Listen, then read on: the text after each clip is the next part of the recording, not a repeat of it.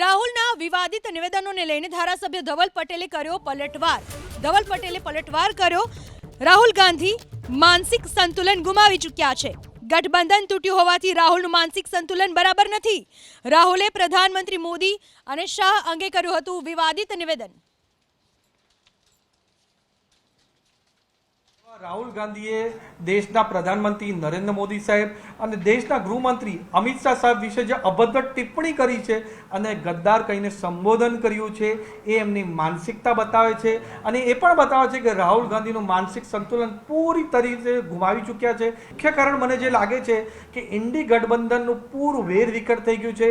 જે ઇન્ડી ગઠબંધનના જે બે પ્રમુખ વિપક્ષના સહયોગી દળ હતા એ ટીએમસી અને ડીએમકે પબ્લિકલી કહ્યું છે કે હવે એ ઇન્ડી ગઠબંધનના પાર્ટ નથી અને લોકસભાના સ્પીકર ઓમ બિરલાજીને લિખિતમાં એમણે કહ્યું છે કે હવે કોંગ્રેસની સાથે બેસવા માંગતા નથી.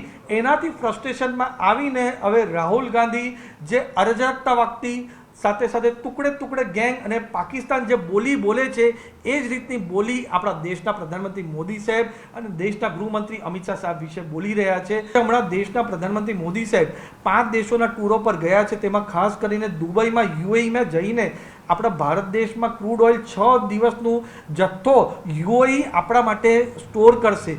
એ બતાવે છે કે મોદી સાહેબ આના માટે પૂરી રીતે ચિંતિત છે અને આ ભાવ વધારો આપણા દેશના લોકો પર ના પડે એના માટે પૂરો સુનિશ્ચિત કરતા છે. આવનારા દિવસમાં આપણો ભારત દેશ સારી રીતે પ્રગતિ કરે એના માટે મોદી સાહેબ અને અમારી રાજ્ય સરકાર પૂરી રીતે કટિબદ્ધ છે અને કોંગ્રેસનો આ રીતની જે માનસિકતા છે ટુકડે ગેંગની માનસિકતા છે અરાજકતા વખતની માનસિકતા છે એ જરા પણ ચલાવવામાં આવશે નહીં.